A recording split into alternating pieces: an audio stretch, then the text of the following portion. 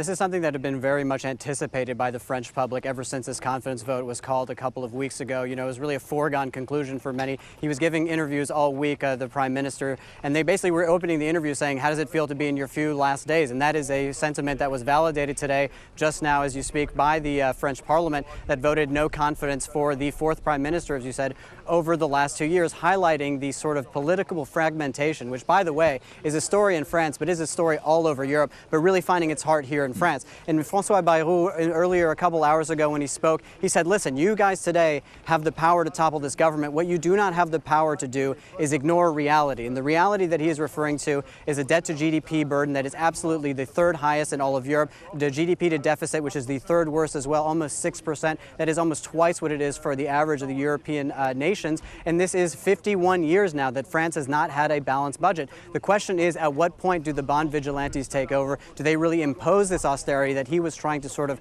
through reform, bring into the fore? But as you say, you know, this is a French parliament that is divided into three groups. And even within those main groups, you have splinter cells within it. And it just shows you how difficult the path ahead is now no longer for Francois Bayrou, but for Emmanuel Macron, the president, who took that gamble last June in calling the snap elections and legislation and really backfired colossally. And that is the situation that he needs to continue to live with.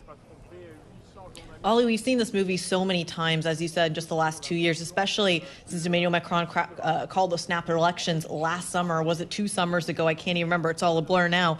Walk us through just a massive step back. What is the future of Emmanuel Macron? If he keeps losing prime ministers, does this threaten his re-election or his succession when it comes to 2027? So listen, for Emmanuel Macron, he really has three options here. The first, and this is probably the most likely, is he's going to have to appoint another prime minister and just kind of keep rolling with this really inconvenient parliamentary setup that he's got. Where is he going to choose it from? Is it going to be from the center? This is what he's been trying to do. He's been trying to push center and sort of right-leaning prime ministers. Is he going to have to go to either a cohabitation, say, with the socialists in order to woo the left, or maybe someone that's a former socialist that has sort of gone to the center? That could be a path forward. The other is, of course, what we've heard from a number of people in that chamber today, calling for another legislative election. But if you look at a lot of the polls, that is going to basically erode Emmanuel Macron's already sort of diminished role within the parliament, and also basically not really change the sort of political physics that we've got here with those three major blocks. And of course, the last would be resignation. This is very, very unlikely. Emmanuel Macron has pushed back against this. He's going to stay president until 2027. That is his intention at very least. But again, it is getting louder and louder, and you're getting more and more sort of objections from that chamber. And, you know, Marine Le Pen, who now is the biggest party for the first time ever, a much larger protagonist within French politics. Fascinating. The vote, by the way, we're talking about 194 voted for Bayrou, 364 voted against. Oliver, just looking at the reaction in the Euro, which is basically no reaction, speaks to the fact that this was expected or something else?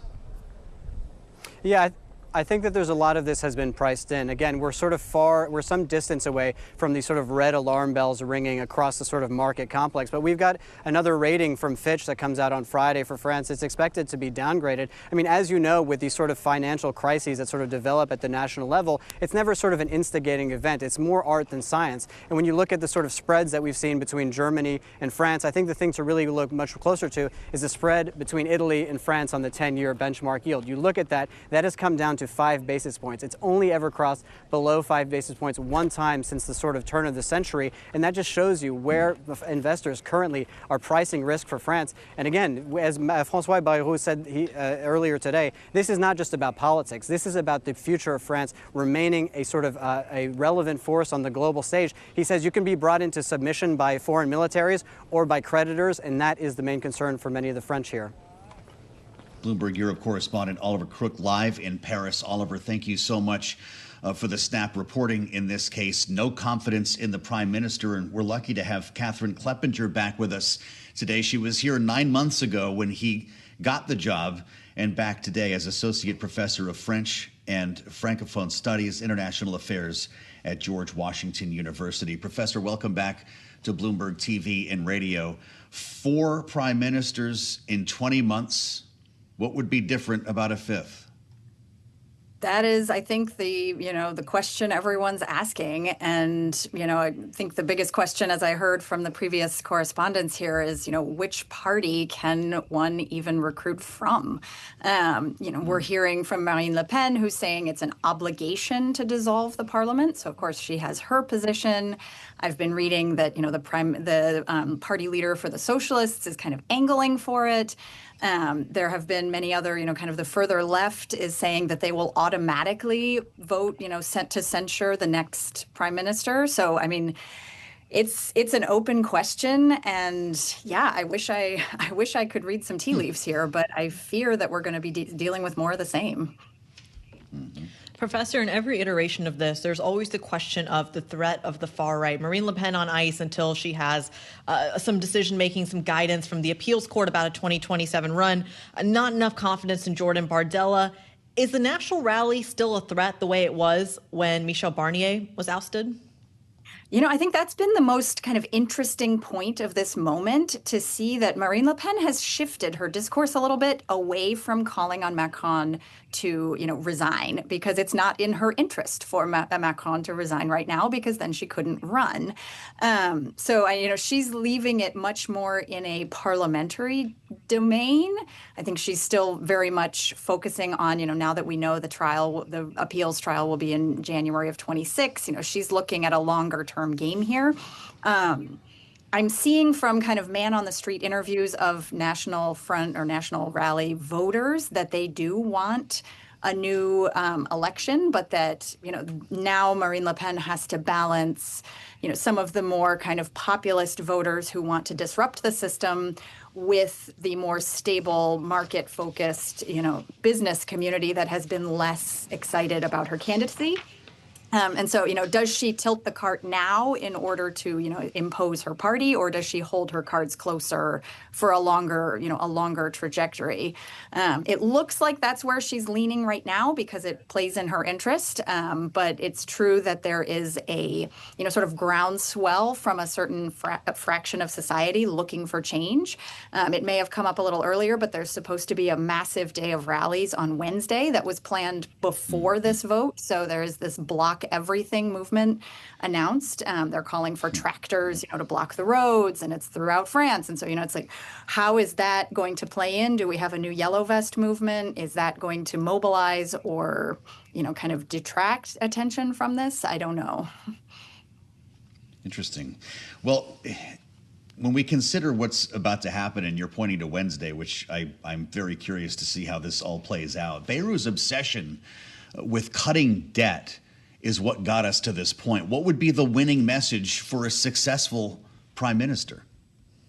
I think that's the question that, I wish I had the answer again. It sounds like I'm hearing a lot of criticism on Macron for his tax cuts to the wealthy, while also then proposing cuts to social services.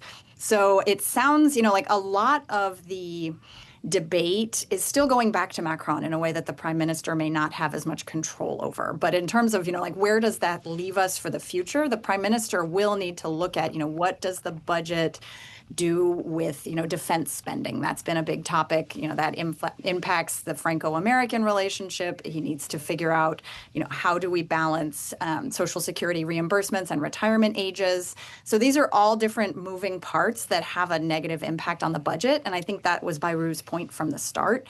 One of the surprising moments from his speech this morning was that he kind of altered the figure on France's overarching, national debt by adding, it went from 3.3 trillion to 3.4 trillion. So he's, kind of trying to play this responsibility card, but showing that, this is a very serious problem that no one has managed to solve. And, it's going to force a lot of really hard reckoning. There's been a lot of criticism that, one proposal was to cancel 2 holidays, one day from Easter and then from May 8th. Is that going to be enough to change France's economy?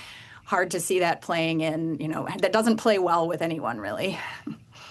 Yeah, over my dead body on the holidays. Professor Kleppinger is going to stay with us as we add the voice once again of Stephen Carroll, the host of Bloomberg Daybreak Europe. Stephen is live in Paris as well. having just reported on this breaking story. Stephen, how is this being felt by voters, by people in France? Do you have to have a sense of humor to talk to your neighbor today? I think probably, but I mean, look, because of the situation, and you mentioned we're heading into our fifth Prime Minister now in 2 years. This is something that people have gotten used to, and everyone knew when Francois Bayrou was appointed to this job that he didn't have much more chance of winning support than Michel Barnier did before him. He wasn't from outside of the political family that could have changed the parliamentary arithmetic in France and brought in more votes that might have made it easier to pass laws through Parliament. Opposition to him was pretty instant, and when he got to his outlining of the budget, and I think the kite flying around ideas like cutting 2 public holidays was a very interesting tactic, because he was putting on the table, and he admitted this almost immediately, he was putting on the table the most controversial measures so that people would debate them. And his hope was that parliamentarians would get involved and there would be negotiation. And he always said all of the measures were up for negotiation, but with the red line of bringing down the debt and the deficit. Unfortunately, the Parliament is simply too fractured to be able to do that. Everyone looked to their own political interests rather than necessarily looking to the bigger picture and trying to work with it. Everyone's acutely aware that there's a presidential election coming in 2 years' time, and they're pretty much just trying to stake their positions in the ground in the run-up to that, so that they'll be sure that there won't be a centrist who would replace Emmanuel Macron in 2 years' time. Now, a lot can happen in politics, and particularly in French politics, in 2 years. We should point out the last presidential election in 2017 was a big surprise as well for Macron to win. So nothing is all played for yet, but I think for most people in France, they're mostly worried about the protest movements tomorrow, how they're going to get to work, what services will be available, and how serious the protests are going to be. More drama to come when it comes to Paris. Stephen, just walk us through what a crisis scenario actually looks like, because I hear you. I hear that a prime minister is now gotten or removed basically from the French government. But the bond market's calm, 76 basis points on the Haute-Bund spread. We're looking at a euro dollar at 117. Everyone kind of knew this was telegraphed. What does a crisis in France look like? This is a Gallic shrug from the markets. That's essentially what we've gotten. And that is because it had been so obvious how difficult Francois Bayrou's problem was going to be because of the numbers in Parliament. When he called this confidence vote, we pretty much knew the result of it about 10 minutes after he announced it, never mind waiting the 2 weeks for all of the debate and the pleading that came from Francois Bayrou before we had the vote in the past few minutes and the result of that as well. Markets are looking at the longer game here. Francois Bayrou did say in the negotiations, and this was the point that was being made by the Socialist Party, is that you can consolidate the budget over a longer period of time. Bloomberg Economics has said this as well. This is not a fiscal crisis yet. The problem is, as the debt servicing costs in particular mount up, and the trajectory, as Francois Bayrou repeated, is pretty steep from here on up as to how much of the budget is going to be taken up by simply servicing the existing debt that France has and what it's projected to accumulate. In the short term, there's still time, over a month before France is meant to submit its budget to